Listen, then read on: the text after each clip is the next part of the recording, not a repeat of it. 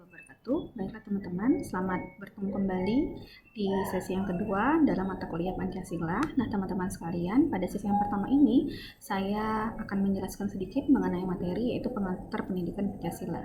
Nah di sini kalian akan diharuskan atau memiliki capaian luaran yaitu mahasiswa mampu memahami mengenai pendidikan Pancasila, itu urgensi dan pengertiannya seperti apa, kemudian ada pun juga landasan hukum dalam pendidikan Pancasila yang diberikan pada perguruan tinggi, kemudian dari tujuan dari pendidikan Pancasila dan fungsi dari pendidikan Pancasila, serta juga ruang lingkup materi yang akan kita pelajari dan tantangan aktual dalam implementasi uh, pendidikan Pancasila itu sendiri. Nah teman-teman sekalian, seperti yang ketahui bahwa pendidikan Pancasila ini adalah suatu proses pembelajaran yang bertujuan untuk membentuk peserta didik yang mampu memiliki cara berpikir dari kognitifnya, afektifnya, juga psikomotornya yang sesuai dengan nilai-nilai Pancasila yang kita ketahui bahwa nilai yang pertama adalah nilai ketuhanan, kemanusiaan, persatuan, musyawarah mufakat, dan juga nilai keadilan. Nah ini semuanya tingkah laku tanduk dari peserta didik harus mencerminkan dari nilai-nilai dan juga sila-sila dalam Pancasila. Kemudian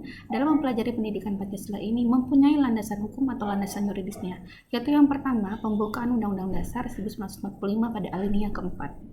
Kemudian juga dari pasal 31 Undang-Undang 1945 tentang pendidikan dan juga Undang-Undang Sisdiknas nomor 20 tahun 2003 tentang MKWK yang memang mewajibkan untuk mengambil mata kuliah pendidikan dari Pancasila itu sendiri.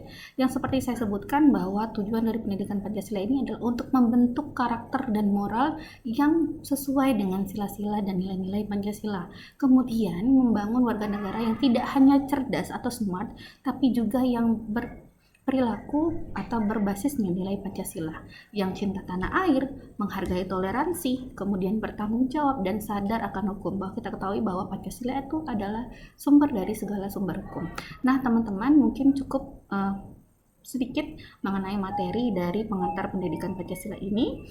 Teman-teman tetap semangat, jaga kesehatan, sampai ketemu dengan di sesi selanjutnya. Assalamualaikum warahmatullahi wabarakatuh, selamat pagi.